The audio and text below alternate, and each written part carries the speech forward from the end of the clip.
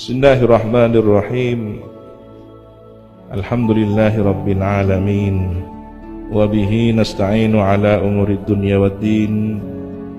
Wassalatu wassalamu ala ashrafil anbiya'i wal mursalin, Sayyidina Muhammad wa ala alihi wa sahbihi ajma'in.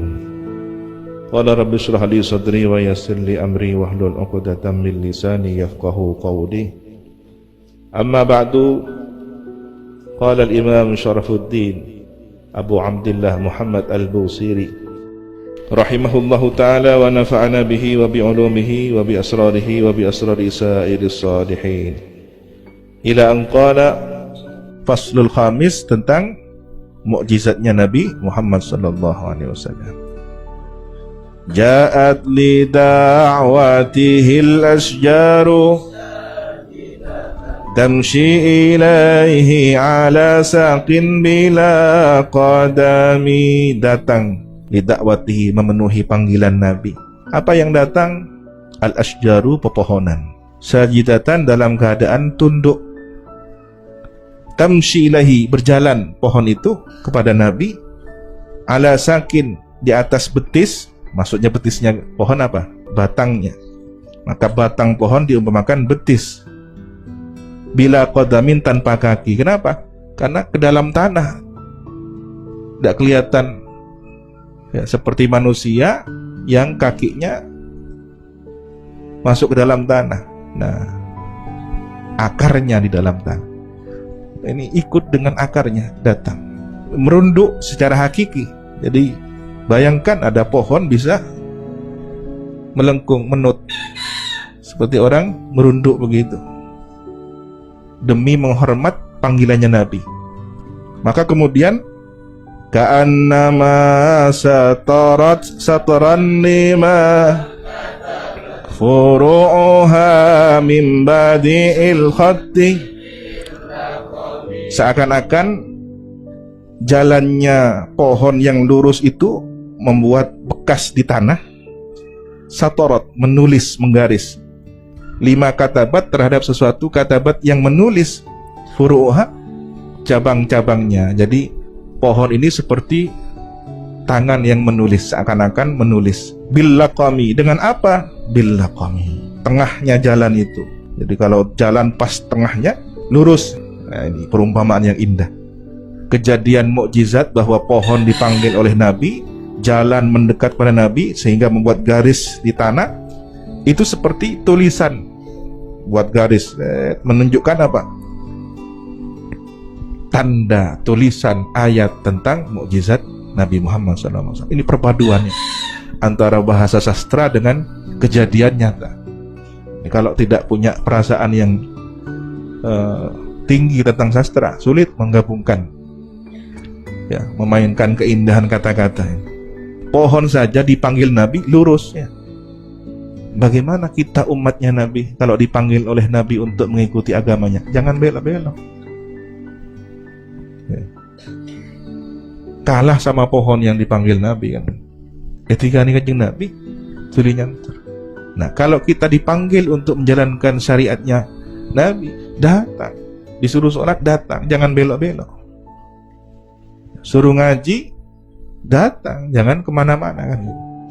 Nah, ini lurus, kencang, ya. Seperti al-laqam, tengahnya jalan.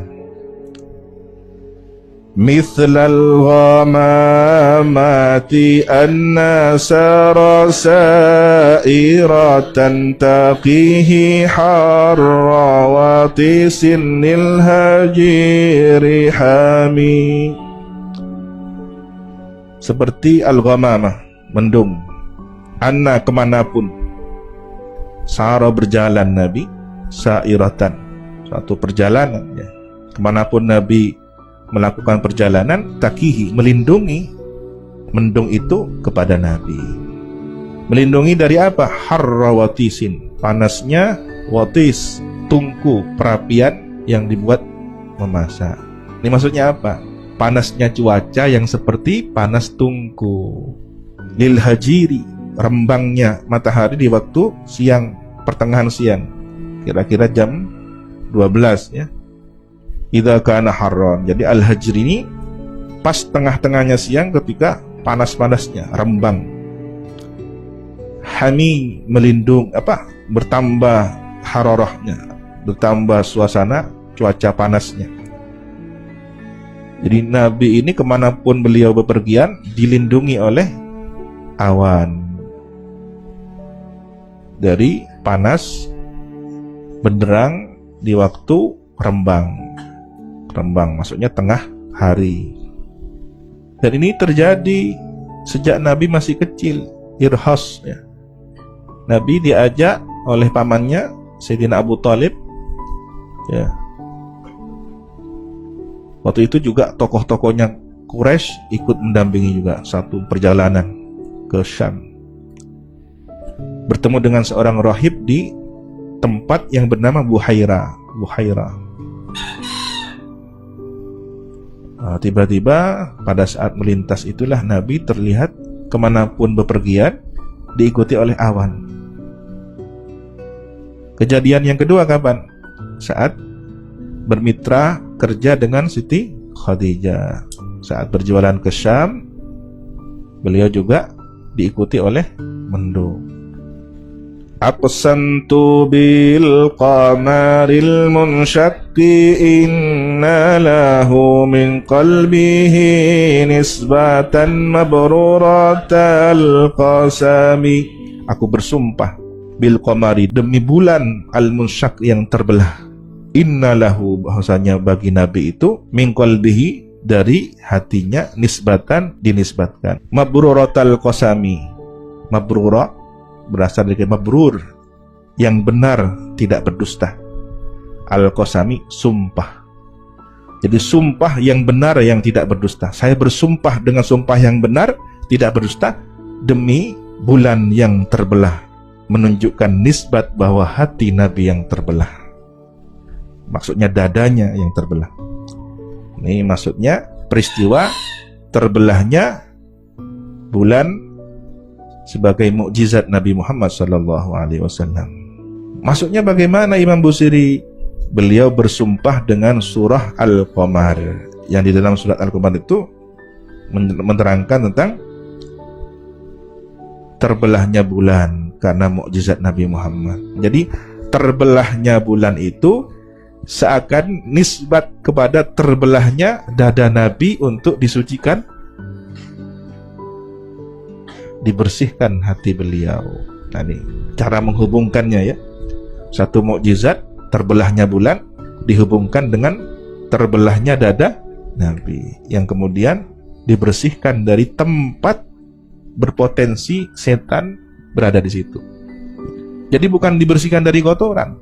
Nabi sudah bersih, tapi Allah tunjukkan dengan mengutus malaikat Jibril dan beberapa malaikat mendampinginya, diperlihatkan kepada orang-orang ya, saksi sejarahnya, saudara-saudari rotok Nabi, putra-putrinya Sayyidatuna Halimah As-Sa'diyah menyaksikan peristiwa itu. Umur 10 tahun juga dibersihkan lagi. Umur menjelang 40 tahun ketika akan menerima wahyu. Kemudian menjelang Isra Mi'raj 4 kali.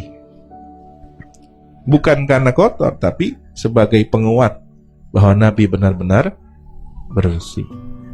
Secara kasat mata ditunjukkan. Nah, hubungan antara terbelahnya bulan dengan terbelahnya dada beliau dihubungkan dengan bahasa yang indah. وَمَا حَوَى الْغَارُ مِنْ خَيْرٍ وَمِنْ كَرَمٍ وَكُلُّ طَرْفٍ مِنَ الْكُفَّارِ عَنْهُ عَمِي. Wama, dan sesuatu hawa yang menghimpun, mengandung, al-gharu gua. Hawa itu menghimpun atau mengandung. Min khairin, ini orang yang baik, siapa? Nabi. Wa min karamin, dan yang dermawan, siapa? Sayyidina Abu Bakar. Wa kullu tarfin, dan setiap mata minal kufari, dari orang-orang kafir, anhu, terhadap Nabi, ami, buta, tidak melihat ya. Tidak melihat Nabi, tidak melihat Sayyidina Abu Bakar. Subhanakallahumma wa bihamdika asyhadu an la ilaha illa anta astaghfiruka wa atubu ilaik. Wa sallallahu ala sayyidina Muhammadin wa ala alihi wa sahbihi wa sallam. Walhamdulillahi rabbil alamin.